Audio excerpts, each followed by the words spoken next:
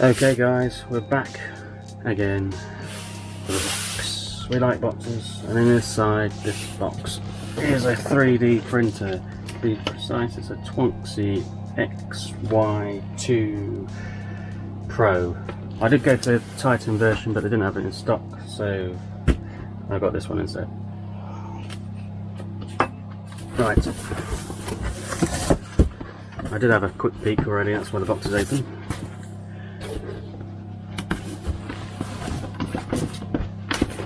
So we've got a tray of bits, one instruction manual. This is like a 4-bolt together jobby apparently, so in there we've got some screwdrivers, cable ties, Allen keys, clips, micro switch for jumping, cool. Memory card with the normal rubbish on, scraper, USB cable, power cable, a little bit of PLA, is it? Yep, roll of PLA, quarter of a kilo, roll holder I guess.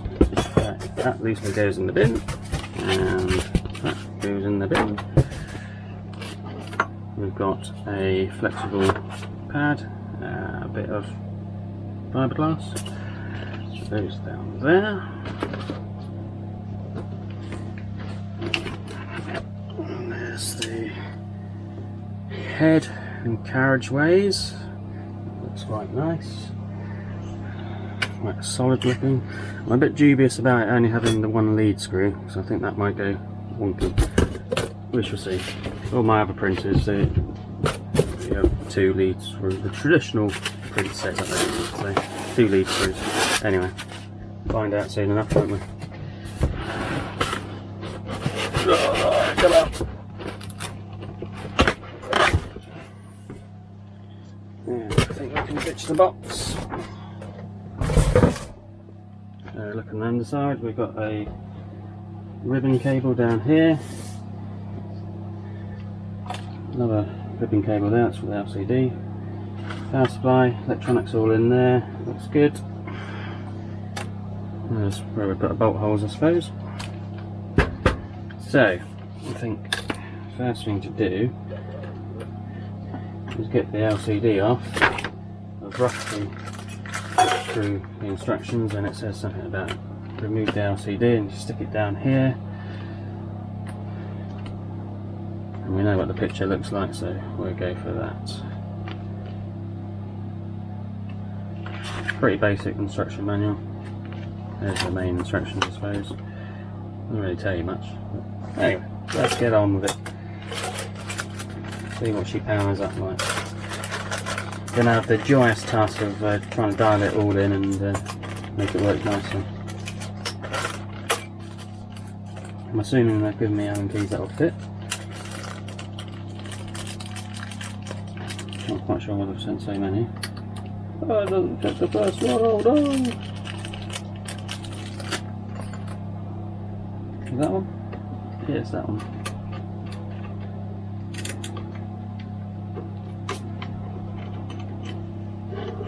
It's got a colour touchscreen this, so to make a bit of a change from my normal printers that have all got a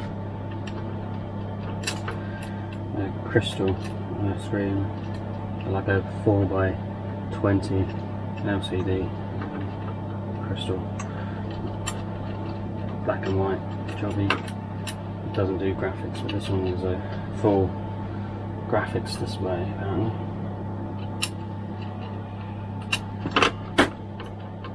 Fiddly little nuts and bolts, but that's what this 2020 aluminium extrusion is like. And I lose my nut.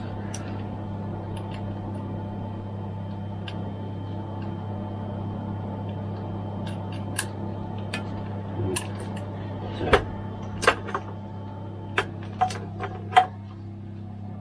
now she sits in there like so. Just be careful that it doesn't hit that. Another thing that I suppose we have to do is make sure that that's underneath. That seems more logical for the cable to be running underneath, so it's out of the way of that carriage. Check again, we're not going to smash into that, and we're not.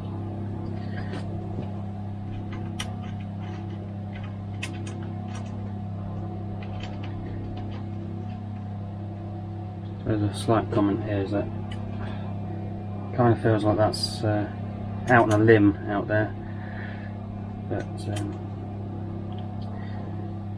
not as if it's going to bear any weight, so it doesn't really matter, I suppose. Just, to my eye, makes me feel uneasy, particularly as it's got 2 screw holes on the other side as well. Anyway, so that's there like that. Right, some tea to find a cable management system for that. I think I can get it tucked away nicely. This bit goes in there, so this is where you need to wind up the carriage a little bit.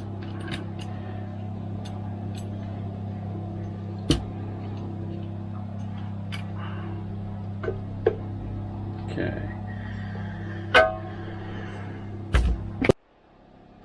Right, where was I? Got interrupted by a phone call, as you do.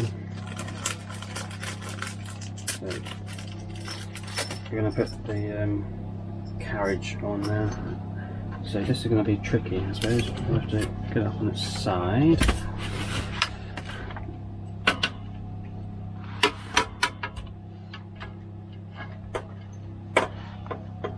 We'll get one side in first, and we'll try the other side.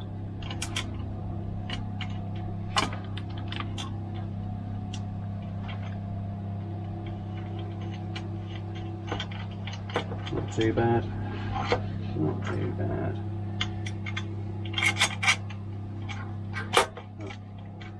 Get the bolts loosely in first, and then I'll get the other side in and come back and tighten them all up.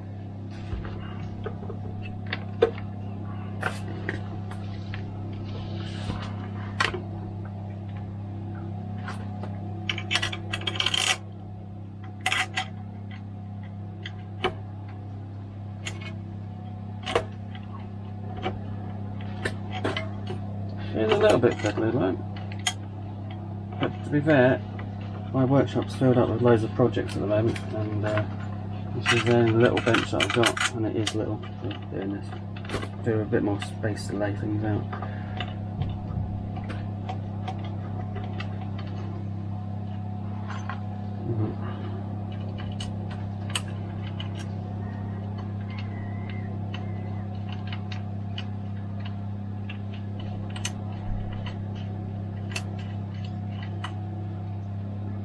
That seems rather tight in there.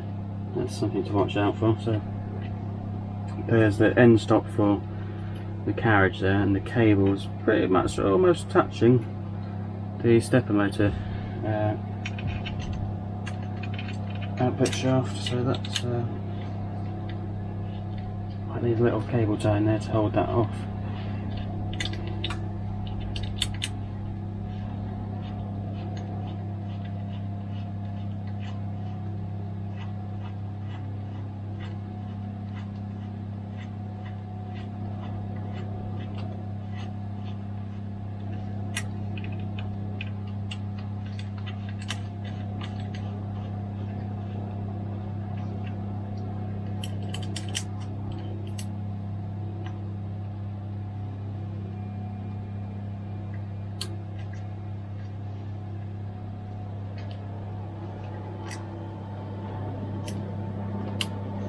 I guess long term printing might be an idea, once you're happy with everything, to Loctite these in, so you don't have to worry about them working loose or anything. I say long term because I've had one of Tronxy's printers before actually, and that I bought maybe 3 years ago, 4 years ago, and it has worked solidly ever since the day I bought it, apart from the odd bolt shaking itself loose. So just as a thought, it might be worth a bit of Loctite on some of these ones that you don't have to take apart.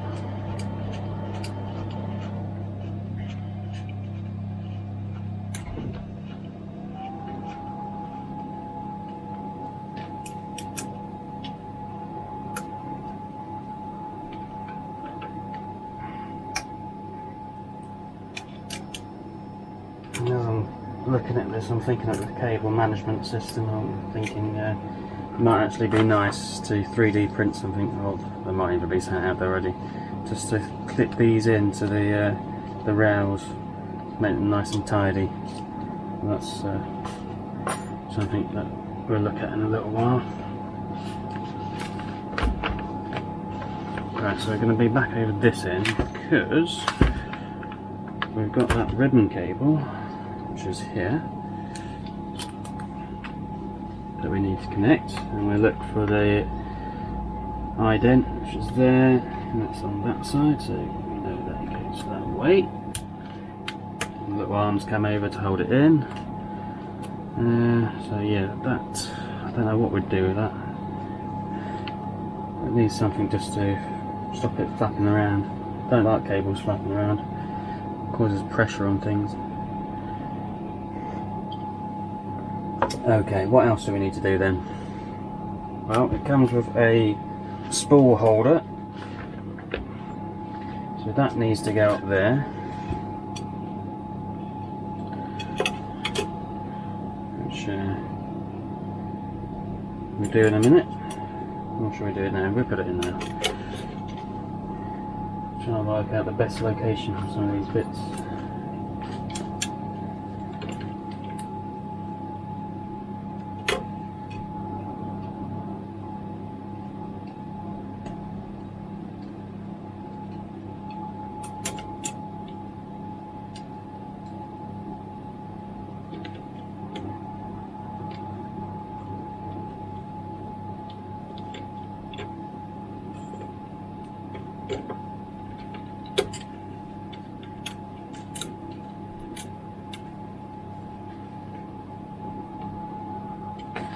Let's go back to that screw because it's not engaged properly.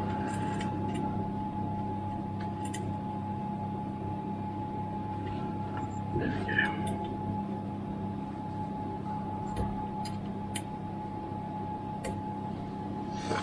go. Overall, it feels pretty sturdy. I think we'll probably be looking at some adjustments in the carriageways and bits and bobs, but I don't think there'll be too much to do. Now, I did see something in here about clipping in some other cables, so let's have a look at those. We've got a flappy one down here, I don't know if you can see that on the camera, maybe just about. So that goes into that motor there.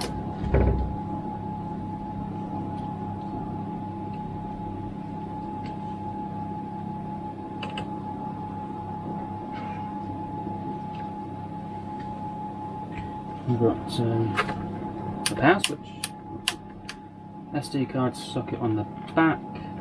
I really wish, right, when they do all these SD sockets, that they put them somewhere useful where you can get to them easily. So many printers, they're on like the back where the circuit board is, which I appreciate why they're there, the circuit board's there, but they could put an adapter in to run it off somewhere so it's on the front so you can press it in easily. I don't know about the rest of you, but I always put my printers up against walls and things because, well, it tucks them away nicely. I don't have a lot of space to walk around them and get to them easily. It's a bit of a pain when they do that. Anyway, that's just me being a whinge, I suppose. Right, so I can't actually see in here where it says about that spare switch, unless it is literally a spare switch. Which, in fact, it's not on my contents list either. But maybe I'm lucky, maybe I've got a spare switch.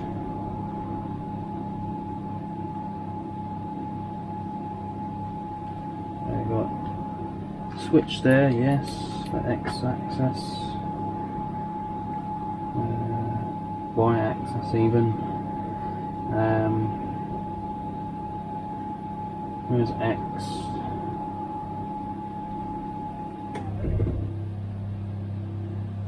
Let me see. Oh, that's the one in there, is it? Yeah, okay.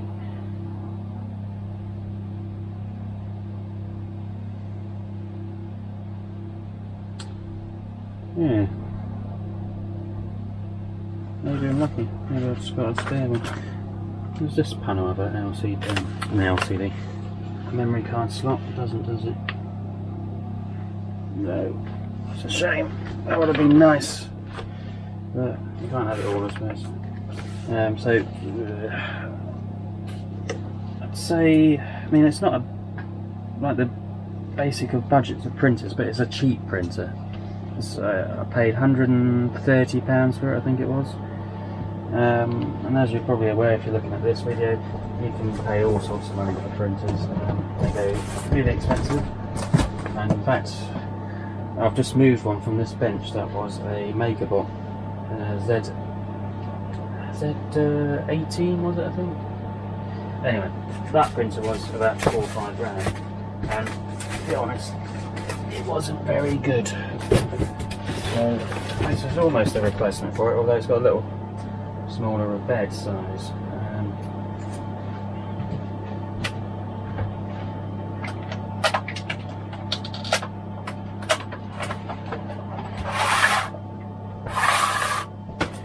Find myself some power to plug this into, and we watch it go bang into a cloud of smoke.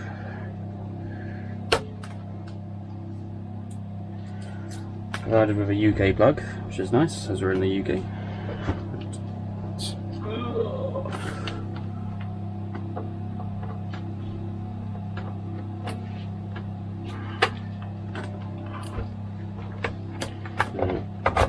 Next is that we've got to go through all the calibrations on these sorts of things, which will be a pain. Right, I'm going to clip the camera,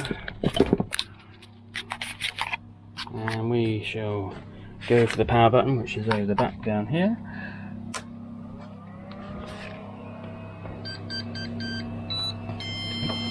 Makes a little song.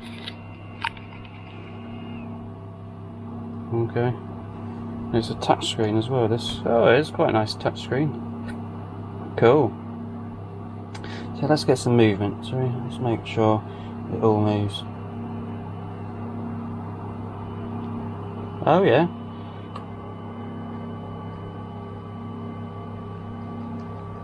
It's very silent, so that's nice. Oh, a bit too far. My bad. I'm going to have to check this out because I noticed this earlier. It's a bit wobbly, and it's got the sensor there for height, so it's not ideal that being wobbly, but anyway.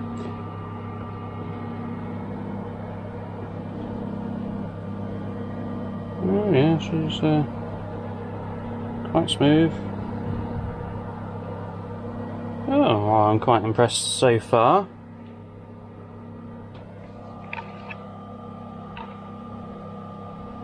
Not that there's any filament in there, but cool. So exit that screen. I'm gonna have to go and do the leveling next, I suppose. But that's like the unboxing video. There's going to be a few on this, I think. I don't want to make them too long and boring, so we'll go for the leveling one next. But I'll call this as a halt for this film video at the moment. But yeah, £130. I don't think you can go too badly wrong. It's a bit cheaper than the Enders. A lot of people rave about those, but personally I went for Tronxy many years ago and I've always quite liked it, so I bought another one, and we'll see. I mean, from the last one, which I had, as I say, a few years ago, there's a lot of improvements, and it's looking quite good so far.